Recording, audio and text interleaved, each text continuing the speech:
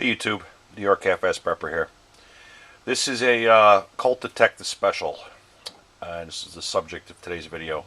I believe this gun dates back to the 50s, 1950s. This particular example. I think that Colt was making them a lot earlier than that. But according to serial, I didn't do the research myself to get. This is what the guy told me, that this gun dates back to the 50s. But this is a snub-nosed revolver. These were popular with cops and detectives, hence the name. Cops used to use them as the off-duties. At least my father was a New York City cop back in the day. He started in 1964. And when you went on the job back then, you had to buy a service revolver. And at the time, you had your choice of a Smith & Wesson or a Colt. Somebody got a hold of him and said, go buy a Colt. The Smith & Wesson suck or something. So he became a Colt guy. And after he got on the job for a little while and he made some money, he went out and purchased a Detective Special to carry off-duty. And it was considered your off-duty revolver, and you had to qualify on it just like your duty gun and all of that nonsense. So my school of thought, my frame of mind is, if they were good enough back then they're good enough now. So this guy's in pretty good shape.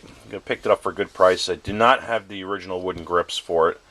If anybody knows where to get them, original wooden grips, hit me up in the comments.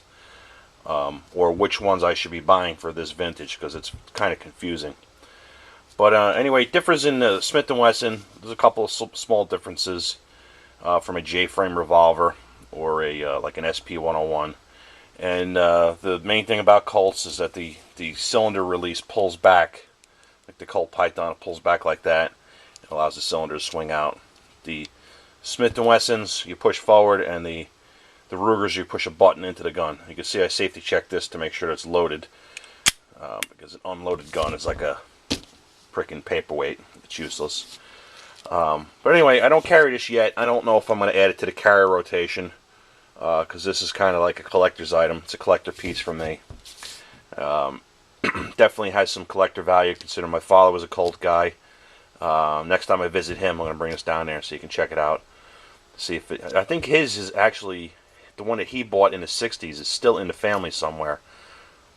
I think one of the uncles or something still has it in the collection. So I got to look into that.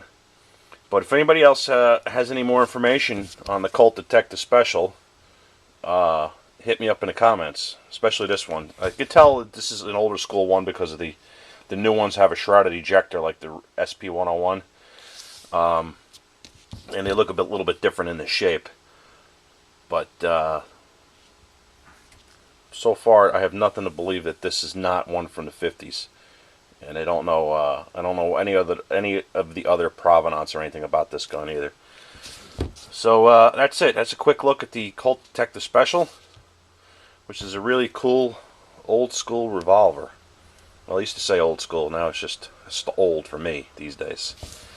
Alright, that's it. I'm out.